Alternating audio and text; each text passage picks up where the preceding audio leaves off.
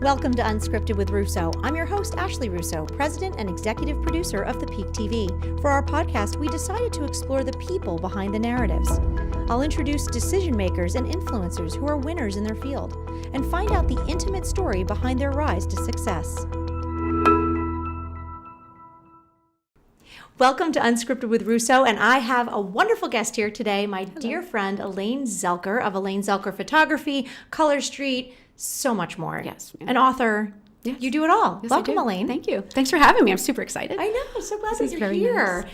Well, you have a lot of businesses. You have a lot of things going on. You are full throttle, full steam ahead, building your brand. But before we get into all that, I want to learn a little bit more about you. So tell me about yourself. Like, where did you grow up? What is your family like? Very nice. So I actually was born in Philadelphia, and I am the youngest of three. I have two older brothers. And when I was 18 months old, we moved to South Jersey. So I grew up in a town called Willingboro, New Jersey. It's kind of outside of Cherry Hill, Marlton area. So I grew up down there, and I grew up very different than a lot of my friends up here. I was double dutching and breakdancing through high school. And so I was in a very diverse neighborhood, which was awesome for me. It was definitely helped build my character for who I am today. And so I grew up in South Jersey. I went to Rutgers University in New Brunswick, and that's where I got my bachelor's in psych and business. You want me to keep going, like that kind of history? Sure, go ahead. I'll jump backwards. And then after I took a year off after I graduated from Rutgers, and then I went to nursing school. So I went back and I got my RN. So it's been such a journey. I mean, oh my God. You know, tell me when you were a kid and you were talking about double dutching and the neighborhood that you grew up in. What kind of kid were you? You had these two older brothers. Describe yourself at 7, 8 years old. Like, what were you like? Complete tomboy. Can you imagine me not being a tomboy? Well, maybe I not. can. Maybe No, I can no, definitely. you're pretty glam. I can glam it up, but then I can play tackle football with like nobody's business right afterwards. So and you're I mean, for those who are listening, you're petite. I mean, you're a tiny little thing. Yeah. 5'1". So under 100. you didn't care. No, God, no. Tackling. So, I mean, I had no choice but to defend myself against my two older brothers growing up. I grew up in a very old-fashioned Italian family where I felt like I had three fathers growing up. So they were always protective and watching me and harassing me, but instilling to me to be a total, a total, I'm going to say badass, but I'm afraid to curse. That's all right. So, Go ahead. We don't have So a any complete rules. badass because I felt like they wanted me to be a strong, independent woman. I was the first one to go to college in pretty much my whole family. My dad was much older than my mom. They were 19 years apart. Wow. I don't know if I knew that. No, okay. my dad was born in 1924. He was a World War II veteran. He was a POW in World War II. So he had this whole complete life before he met my mom. And he was previously married and all this stuff, the stuff that we found out many years later. And so he met my mom and they got married and they had 3 kids together. And so when I was growing up, my mom was a stay-at-home mom, and my dad was 20 years older. So my dad retired when I was 5. He had a heart attack. So I pretty much had my parents every day since I was 5 years old. Wow. They And were he home retired every from day. what? What was he doing? He worked for the military. So he worked, and he was like a runner and a driver at Fort Dix and stuff like that. So he worked, with the government most of his life until he retired. So, and what was that like, having your parents around? I mean, not many kids amazing. can say, oh, but my parents were So home. it's so different because, a lot of people, like my dad was my friend's grandparents' age. So I literally, don't laugh at me, but I was playing bingo and going to the track. My dad had me at the track betting when I was 5. I went $2 at Monmouth Park to win on horse number 5. Like I was doing that at age 5. He'd give me my $2, go up to the window. I would play pool, pinochle, like poker every day. You were like his little buddy. Oh, 100%. And I was the youngest. So, but I also had the most gusto, I think, out of the 3 of us, because he always told me, like, you need to go into the military. Out of the 3 of you, I think you've got the balls to do it out of all of them. And I'm like, of course, so he also taught me there's a reason why I'm telling you all this, because I lost both my parents. And I felt like I had so much of them when I was younger. I had so much more of them for a longer period of time than most people I know ever had with their parents in a lifetime, because they were always there. So I learned all the Italian stuff from my mom, how to cook, how to clean, all my DIY stuff. So the crocheting since I was 5, knitting since I was 5. I knew how to do a sewing machine when I was 8 years old. So all that DIY stuff that I do was instilled from my mom since I was little. But my dad took me on. I know how to change my tires in my car. I can change my oil. I know all about woodworking. I can use every tool in the garage. I redid my entire bathroom myself at my house. So they instilled so much in me. I have to say, because as your girlfriend and someone that we get together socially, well, I know it, but you are one of those people that I feel like every time I have an interaction with you, there's like one more layer. I mean, you are like an onion. Like there's always something more. They're like, of course Elaine can do that. Yes. Oh, well, no, that's no surprise. Yeah. But you're accomplished in so many ways. So I love, do you feel like that sense of I can do it, can do attitude and just try it came from that time with your dad? Absolutely, because they instilled that there's, whether you're a woman or not, even though I really did grow up in a very old-fashioned Italian family where, dinner's done, you get up, you clean the table, and you're doing the dishes. My dad made me a 3-foot stool when I was little so I can reach to wash dishes when I was very little, and that's very old school. And but they also instilled to me that there's nothing I cannot do. My dad always put me on a pedestal, but not in a braggy type of way. He was very proud of me. I was his youngest. I played the violin, so he'd be the front row with the plant. I always say plant because I'll never forget. He embarrassed me by giving me a big poinsettia at a winter concert. Everybody else gets roses, and here comes this big plant. I love it. He gave you but a he poinsettia. always was so proud of me and like really instilled that there's nothing I cannot do. And but I followed a different path then because I did go to school. I had a psychology major, then I went to nursing school. But I took a photography class at Rutgers and I loved it. But back then in the 80s and 90s, I felt like I couldn't be an artist. Right, like that wasn't a real career. That wasn't a thing. 100% When you were talking about the violin, what were some other activities you were into? Did you play any sports? Yeah. What kind of things did you do? I played softball. So I was captain of my softball team. Back then, though, we didn't have like Little League and all that stuff for girls. Like I think I made the varsity team as a junior in high school, played junior year, senior year in high school. I did play violin since the 3rd grade. So I played a little bit in college, and I can still pick it up and do that. I was just going to ask, is it something you ever pick up? I've never seen you play the violin. No, there's a video on YouTube, on Facebook somewhere where my friend caught me playing when she came over one day, and she was like, wait a minute, what's happening? Like she had no clue that I could play the violin. I played cello for a little bit, so I always loved music and doing things like that. But I was very active in high school. I was one of those kids where I was on the pom-pom squad, and yet I also hung out with like the international kids, and that because I was very diverse and I had that opportunity that I was kind of the popular, but then I hung out with the kids that weren't because I didn't want to be in a clique. So I kind of did everything and I meshed all that together. When you look back, what do you think were some of the formative lessons that you learned through your childhood? What are things that you take now and really think that helped shape who I am? I think it came a little later that life is so short and you need to appreciate life every day and treat each day as if it's your last. When I was 34, I lost both my parents, like one after another, 18 months apart. But like I said, I was so blessed I had them for so long. And that there's nothing I can't do. We struggled a lot. I mean, we didn't grow up in a rich neighborhood. I wore my brother's hand-me-downs growing up. So not that I always had something to prove, but I always knew that I could do better if I worked at it, if I physically did it, and nothing is ever going to be handed to me. And I knew that from watching my parents struggle. But we struggled, but we never needed for anything. If that makes sense. Yeah, an amazing balance, right? Mm-hmm. And when you talk about being the first person to go to college, was that something that your parents had wanted for you? Is it something you wanted for yourself? Was it a struggle? Did they not want it? No, it's weird. It's like it was kind of like my older brother went, so he went. The second brother did not go, so I was the third, and it was like no option. Like I definitely was going to go to college, but I remember doing it all on my own. Like I don't remember my parents, like definitely not my dad, saying like we should go visit this. I'd never even visited Rutgers before I went. And I got the application, I filled it out. I was pretty smart. Yeah. It's amazing though how many times you talk to our contemporaries and our parents really weren't that involved in our class projects. Nothing. And our I didn't even know what an engineer was. Honestly, when I went to college, and I graduated high school in 1989. I had really big hair. I missed that. We're bringing it back, though. We'll be including a picture. Yes. So for anyone viewing this podcast, they'll be able to see that. Exactly. Yeah. But it just was nothing that was instilled to me to do, but it was something, it was almost a given. I was pretty independent. I went at 17. I started school at 4 instead of 5. So when I went to college, I was 17. I didn't turn 18 until December my freshman year. So I was young when I went to school, and I just never went home. I mean, like I worked right away and I always had a career. Always. When you got out of college and you hadn't gone into nursing yet, what did you do for that year, that gap year? Let's call it. So I did move back home because I didn't. Work right. I didn't stay in the New Brunswick area. I wanted to go back home and save some money, and I managed a store called Color Tile.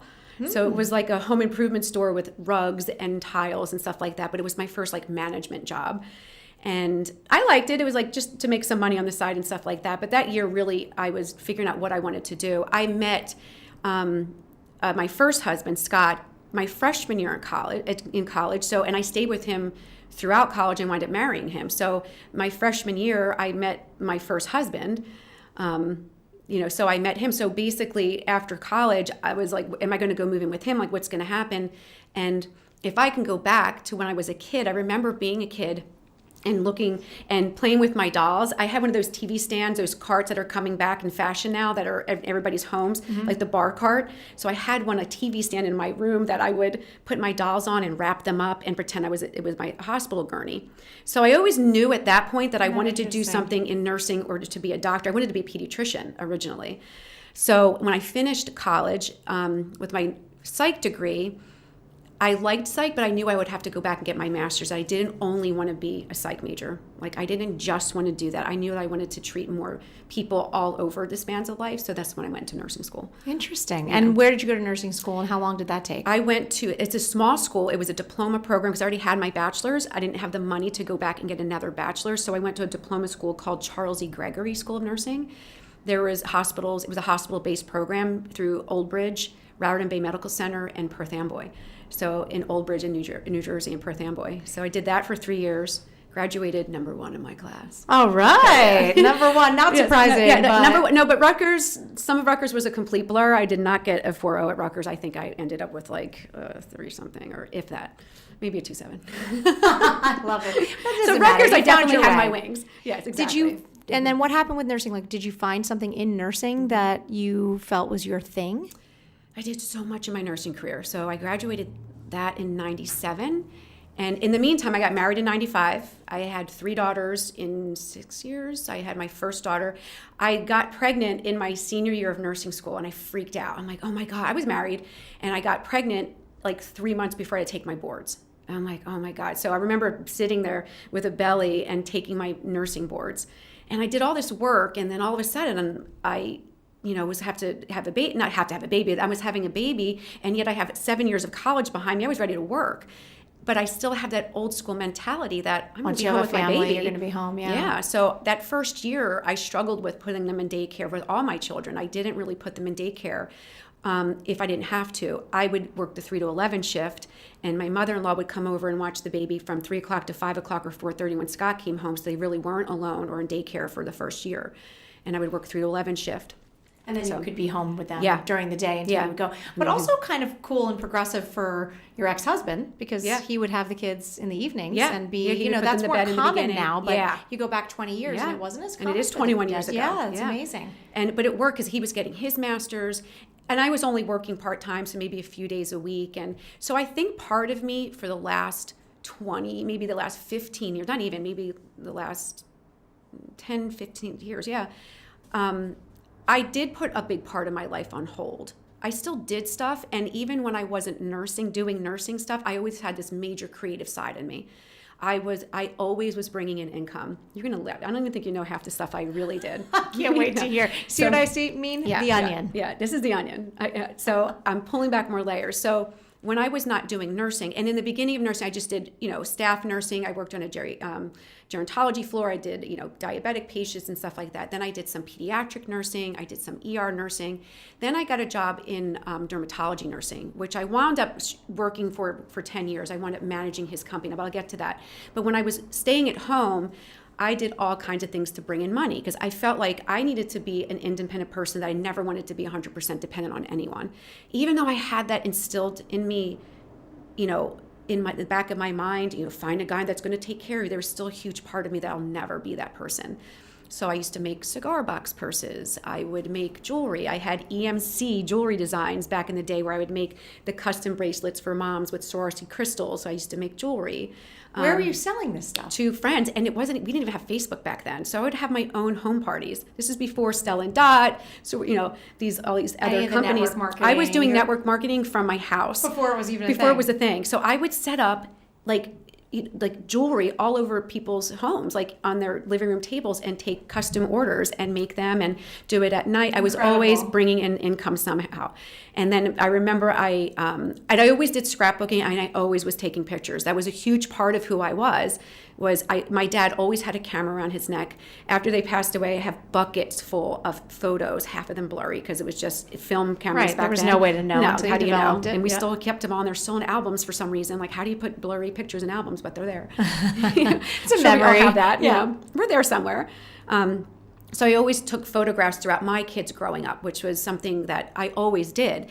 But I never thought I could do anything with photography. I never thought I could step it up and take it to the next level. I just loved shooting, and I loved doing scrapbooking and just always capturing those memories back in when my kids were growing up.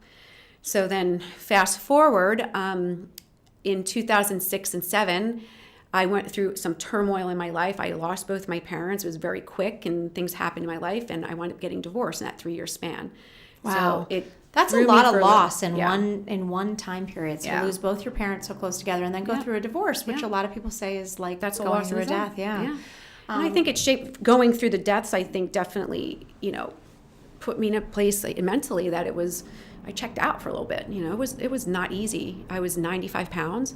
I was raising 3 kids, and I had to put on this brave face that everything's great, living with the Joneses in a neighborhood on a golf course, that everything's perfectly fine, and it wasn't. I was a mess inside. So. What was it that you kind of found, obviously going through the loss of your parents, but then what inside yourself kind of almost cracked open and said, I need a different life, like I want something different for myself? I think the death of them. I remember talking to both of my parents. They knew the true me. So my mom's name was Elaine as well, and I'm Elaine, and they called me Lainey growing up. So I was always Lainey to everybody in my family. So when I introduce myself now, it's always Elaine, but if you were with my best friend in my family, of course they're going to call me Lainey. So I remember on both of my parents, when they were dying, they said something to me, and it stuck with me. They said, in your marriage, and I'm not putting anybody down by any means. I'm still very close with my ex-husband. We're good friends and stuff like that. But they would say things like, you're Elaine when you're with him, but you're not Lainey. You're Lainey when you're with us. So I was never myself. I felt like I was always putting up a guard. I was always being somebody almost that I maybe playing wasn't. a part that you thought you were supposed to play. But I was also trained that. Authentic. I was trained that way to be that person. You go to college, you marry the first guy that you ever kiss, pretty much. And in my life now, I've only been with 2 men my whole life. I'll be honest with you, my first husband and my second husband. I still have that old school mentality deep within me, and I still believe in some of those things. But once they passed away, talking about the onion being peeled, I finally felt like I didn't have to prove something to them anymore, and I wanted to be who I wanted to be. Sort of an odd thing, because in some ways you're so close with your parents, and they were such a guiding principle in your life, and at the same time, it almost sounds like that gave you some sort of freedom. Yeah. I mean, I know that it's sounds sad. like it's sad to hear that way, but it was. But it sounds like it was like it gave you a rebirth, maybe, or it allowed you to tap into some part of yourself that maybe you had restricted. They never saw me as a photographer, which blows my mind. And I know we say they see me, they know that I'm. Yes, it's not the same. They never saw me. Making a career out of doing something in the arts. It's funny because you here you are in the Lehigh Valley, and I want to talk about how you got here. You're so well known and so respected as an artist, as a photographer, as someone creative, as someone innovative, a branding expert. These are the things we know about you, and it's really interesting. And I think it's important for people that are, especially younger people that are listening, to hear, because you're in your late 40s, and it's really like it's really a 40 plus iteration. I didn't find me until I was 38 years old, and that's important, because I think people think that at 20 years old or 25 years old or 30 years old, like it's all there. And what I love about this podcast is so many people, you hear this transformation happen at some point in their life, and rarely does it happen very young. No, it happens doesn't. somewhere along the way. So tell me about that transformation as you as you come out of this dark place, Yeah. you go through a divorce, Yeah. you've got 3 beautiful little girls. What is next? I meet the crazy filmmaker Zeke Zelker, of which, back then I'm like, I'm a single mom with 3 kids. And I meet him at the tail end. I have to go back because I met him after my mom died. I took my girls and I were taking a class of like doing some acting on the side and some modeling stuff. I was helping their self-confidence and stuff like that. And I took the class with them because I'm 5'1". I'm like, no, there's no way I could model. So maybe I could do a print thing with these nice teeth that I had, So I took a leap and I started doing things like that. So when my mom got really sick and she was getting ready to pass away, there was an audition for Zeke's film. That's how I originally met him. I went on an audition for In Search Of. I don't know if I knew that. Oh my God, yes. And I didn't do anything on the casting couch or anything like that. I didn't even get the role. He didn't even give me the role, but I wound up getting the director many years later. You hear that, Zeke? Yeah. She remembers. Yes, I remember. He knows I remember. So, because the person that got it, I tease, and not that person, but I tease him for the person that, whatever. We won't talk Wasn't about you. No, it wasn't me. We know it wasn't you. Yeah. So I could have done it. But you did have an interaction. So I met him, and there was kind of a connection, but I was not in that place of like, oh my God, I was married. I met this guy, and I'm a type of person, he knew this right away. I don't care what you do. It's about who you are. I could care less you're a director. I can care less if you're a famous person or people know who you are. That means nothing to me. As long as you're a nice person, then that's the person I want to meet. So I had met him in 2006. And I didn't see him again or talk to them until maybe till like 2 years later, when after my dad passed away.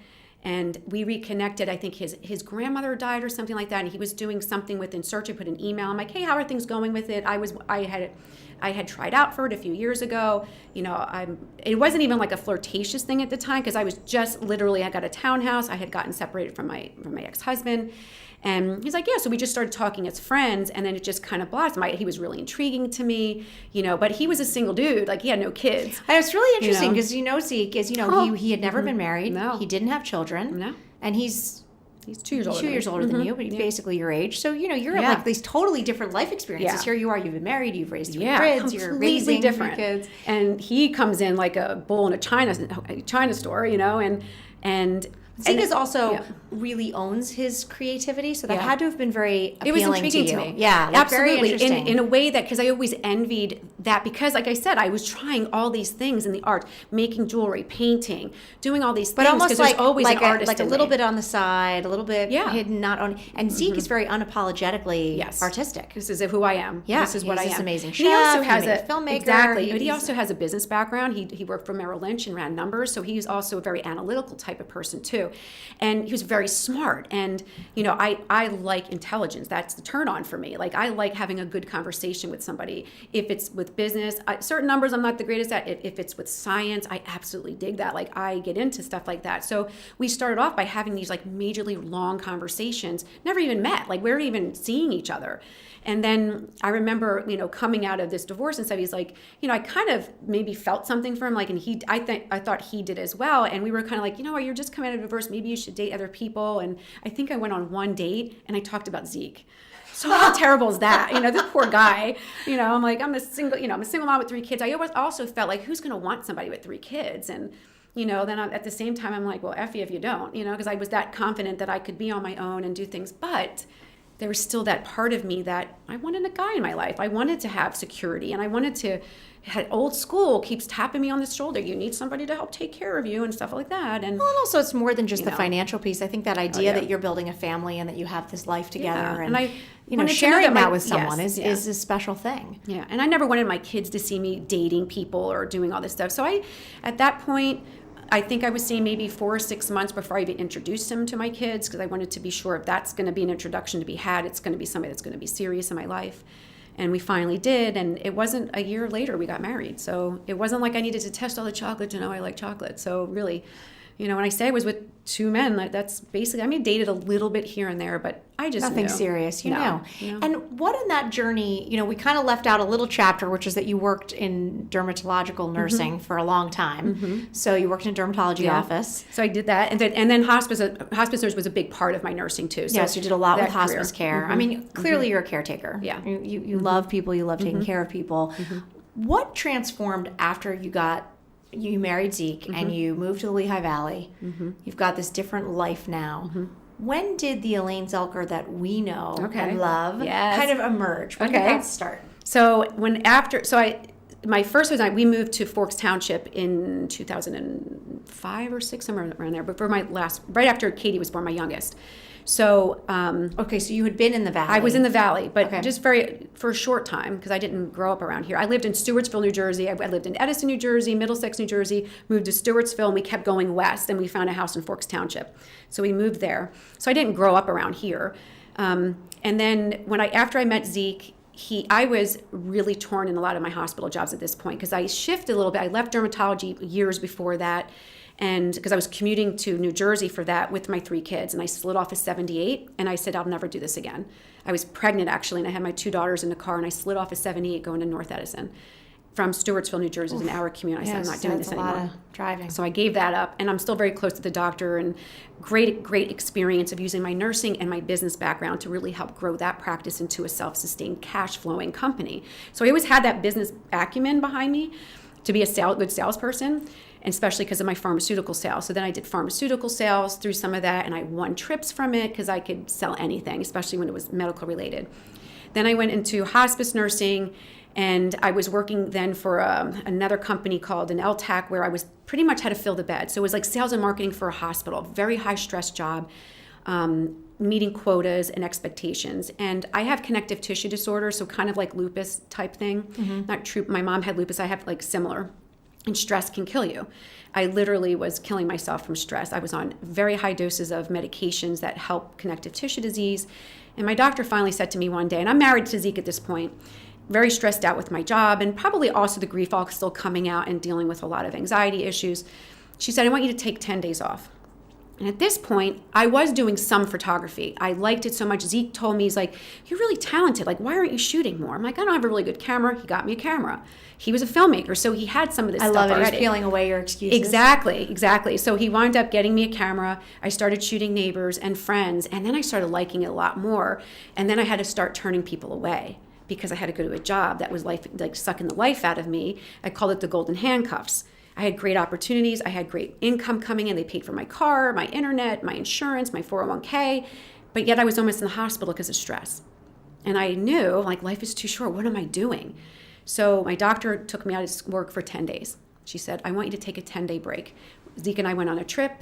I talked a lot about it. I prayed very hard. I remember literally on my knees in the shower crying. Like, I don't know what direction to take. I need to not be in this life. I've already left other things in my life where it's just not working for me and life has been taken away from me. Why am I doing something I don't love? And I jumped ship and I never went back. And that's 10 years ago today. Wow, like now. That's amazing. Yep. So I jumped ship 10 years ago. So what do you think it was in that moment, though, when you were on your knees and you're just, you're away from it all?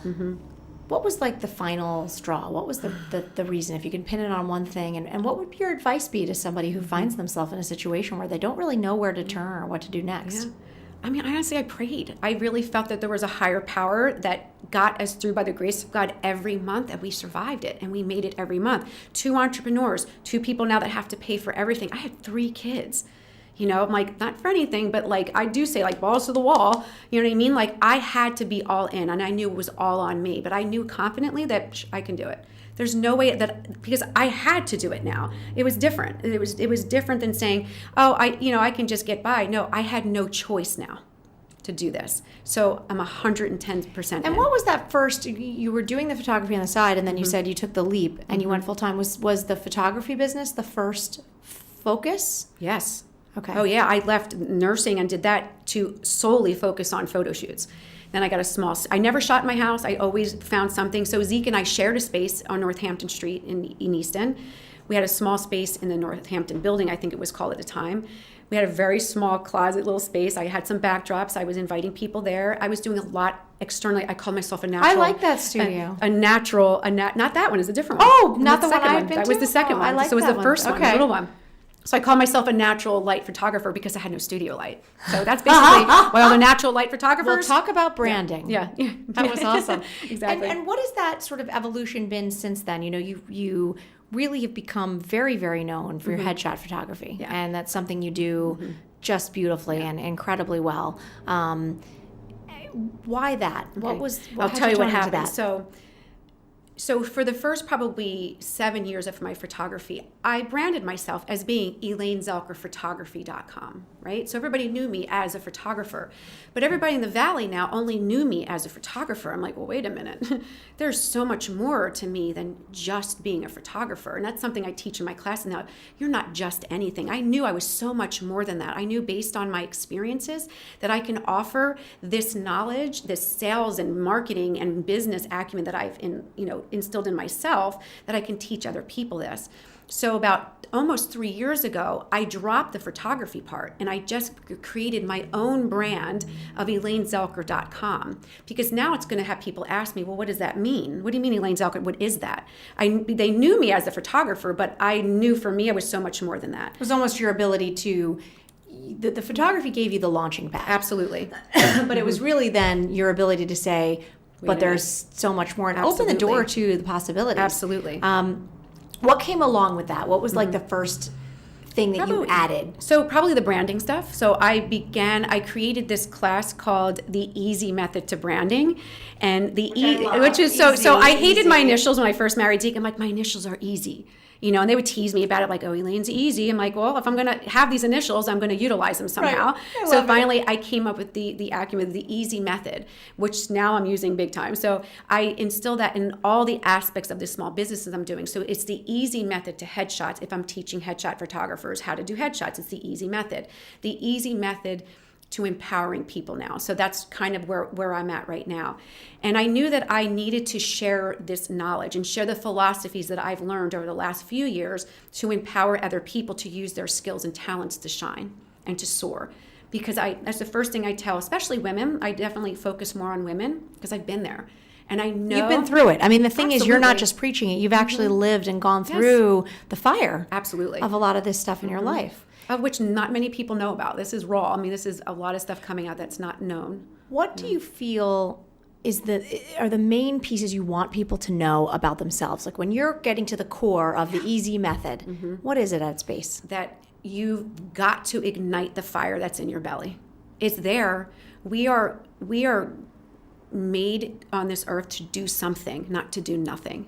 And I help other people find that in themselves by journaling, by taking apart their layers of the onion to get to the core of who they are.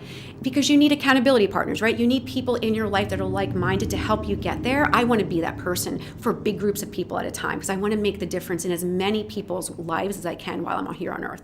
Like so I have amazing. Such a more you think back to the younger version of yourself. Did you ever have thought this is what you'd be doing? I probably, honestly, I knew that I was bigger than life. I always was, though. I mean, I always walk in a room. I was the life of the party. I was always the jokester.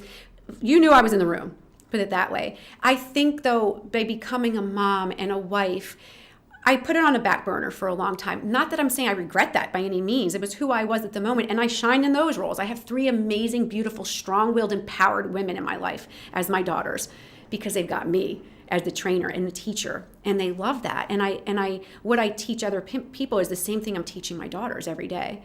I'm so blessed to have that. When you're teaching your daughters, and of course your oldest daughter Julia is just getting to the point of getting the end of college. Yes. She's getting there, and it's just so smart. I mean, your girls really are truly incredible. What is it that you tell her and her friends, or what is it that you want, some of the young women on my staff to know about who they're becoming right now? The biggest thing is, first of all, there's nothing you can't do. Just like when people ask me, they ask you, it's like, oh, like, what can't you do? Nothing. The answer should always be, there's nothing I can't do. I will die trying to do something if you test me or if you ask me. Why? Like, what is the reason? So why limit yourself? Exactly. Yeah. So, and what you and I've talked about, and we read some of the same stuff that, not that we get bored, but when we accomplish something and we get to the point when we're done, the next thing out of our mouth is next. Yeah. I'm done. I've succeeded in that. I've mastered it. I will teach it now. Next. What's next? Thing. Yeah, absolutely. It's amazing because life feels like we talk all the time because life is such an adventure and there's so much going on and there's so many opportunities. But if you don't seize the opportunity and you don't go to the next thing, how do you know what could be next in your life? Absolutely. And especially young girls, there are so many, or stay-at-home moms especially. I was that. We were that, and it's like, there are so many platforms that you can utilize those skills and those talents you have. You can make great cookies. Well, we have platforms now that you can go sell those cookies while you're still taking care of your children. I picked up the side business of doing Color Street on the side. Not because I needed that like another hole in the head, but it's a direct sales company. I went into that not to just get pretty nails on the side.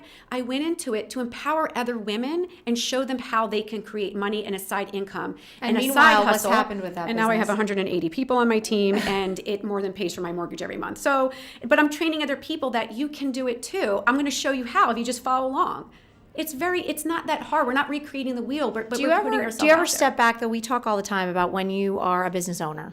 You know, you're really, in a lot of ways, you're in the trenches. There's a lot you have to do every day, but there's a lot. Do you ever stop and step back and look at the picture of where you've come and where you're headed and sort of say, wow, I'm really creating my... Because I think it's important that we do that. I feel like it's important sometimes to stop and reminisce, look back, feel good about what you've accomplished, and then say next. So you and I are, we're always saying next. It's hard for me because even when you talk about me, like when you're this and you're a great this, you're a great photographer, I don't think of me that way. Like I still put my head down, I'm like, okay, I still have work to do. Yeah. I don't feel that I'm there until I master something. So like if you talk to me about headshots, I can school people now with headshots. I'm that confident in my skills, in my abilities, and my ability to connect with somebody because I've mastered that skill. Doing the whole branding stuff now, and I'm still building that, it's become a new jargon for me. It's become a second language to me, and I'm mastering that now because I can't wait to dump that into so many other people because that too will become a second language to me that I'm teaching other people. Does that make sense to you? Absolutely. So it's not, I don't feel like I sit back and say, okay, I'm basking. I'm not yet. Well, you know what? I don't think anyone that's super successful ever says that. Digging. When you read, and I don't know if I'll stop at this. You know, I if still I were to see ask it bigger you than this is. For a couple pieces of advice, what would be your advice to working moms out there, just in general? You are you first. You know, if you have to love yourself first, because if you don't love yourself, nothing around you is going to work. 100%. You've got to put you first. That's really it. I mean, if you can't feel confident enough in yourself, I don't think you can be successful in these other things in life. So, you know, being confident and loving yourself first and respecting yourself first is primary. It all starts with that. And what about somebody who wants to be an entrepreneur, somebody who's thinking about starting a business? What would you say to them? What's your advice to them? You cannot just be an entrepreneur. You've got to be multiple levels and multiple people in one. You've got to be a smart business person. So take those classes. You can be an artist. You can take some business classes. I have a bachelor's in psych and a minor in business. Took accounting, took microeconomics, took statistics, you know, because you've got to know how to run the business. You know, one of our good friends, Lenore, gave me that book, The E-Myth, and it will never leave my mind. Such a good book. It's right by my bedside. You've got to be the entrepreneur. That's great. That's the dreamer, right? But you got to be a business person as well. And you also have to be a technician. You've got to know how to do the stuff to get the dream. You got to know how to manage the dream. You got to know what the overhead is. Because many entrepreneurs fail because they're not a business person as well. And they fail. Yeah. And they kick themselves and then they start all over again. People think that it only starts with vision or an idea. And while that's important, you've got to have the foundation. You've got to have the building blocks, the legs of the table to build the table. Yeah. And I also believe I went through I will always have a mentor in my life now. I've learned that over the last 10 years. If you want to soar with the eagles, you've got to find the other eagles to train you, and then you can soar with them. I talk to you about this a lot, that, you know, we've got to say goodbye to the naysayers and the chicken and the pigeons down here because they're dirty and all they do is whack, whack, whack. We want to soar with the eagles. So you fly with the eagles and you put yourself in the company of the people that you want to be like, right? So you find those people.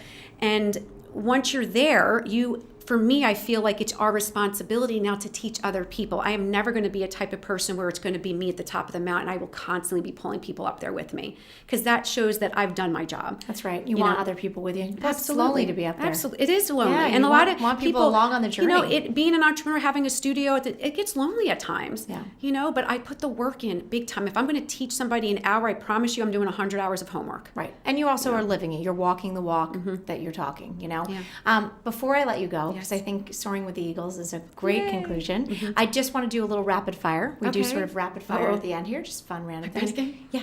What would be your last meal? Pizza. Oh, good. Okay. What's a place you've never been that you'd love to go? Sicily. I've never been to Sicily either.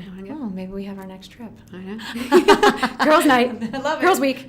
I love it. Do you have a pet peeve? People being douches. You better put an R rating on this. Sorry. This Oh my God. podcast. Yes. I told you earlier when you came in, I want to get a shirt. # don't be a douche. Yeah. Like, Just be easy, nice right? to Just be a people. nice person. Be nice to Yeah. people. Always give back. Like it's part of my teaching. I go over the Ogmandino scrolls. They were taught to me. These are the philosophies behind how to be a great person, how to be a great salesperson. And there's these scrolls that you read multiple times a day, and they instill in you, and they truly are in my being now. And the second scroll is, I will greet each day with love in my heart. Not only for other people, for every person I look at now, I look them straight in the eye, and in my thoughts, I say, I love you to you. And that treats everybody And people differently. can feel that. People Absolutely, can feel when that 100%. radiates from you. And that you also have to love yourself first, because you can't do that without doing this first. So I train this a lot in the class that I'm teaching right now, so that I go over the scrolls and people eat it alive because they need it. People they want to need it. learn Our this. society needs it. What are 3 words you would use to describe yourself? Energetic, persistent, and disciplined. And I would say fierce and loyal and smart. Yes, thank you. What is one place that you've been that you love, the best place you've ever been? Florence, Italy. My daughter just came back from her study abroad, and she's been so humbled by the experience that we helped her get, and to be out there. Hopefully for graduation next year we can go back again, and she wants to show me the real Florence. And, my parents would have been so proud. They were both, my mom was Italian from Napolitan, and my dad was Sicilian. So now you know why. My roots are there, and I need to see the real underground world of Italy when I go back. I love that. Yeah. That's great. Well, Elaine Zelker, thank you so much for being here. Thank you so much. You are a mentor, you are a friend, you are a photographer, you are a crafter, you are a leader, you are a community member, you are all of these things rolled into one. And if we cannot be inspired by you, there is no one that could inspire us. So thank you thank so you for much. being here. I'm so proud to call you my friend. Me too. I can't thank you enough for how many times you have helped me and been there for me, and just sort of been the behind the scenes backbone of Ashley Russo and ASR Media. Thank you. Thank you. Thank you. You're wonderful. You guys have been listening to Unscripted with Russo. Thanks. Until next time.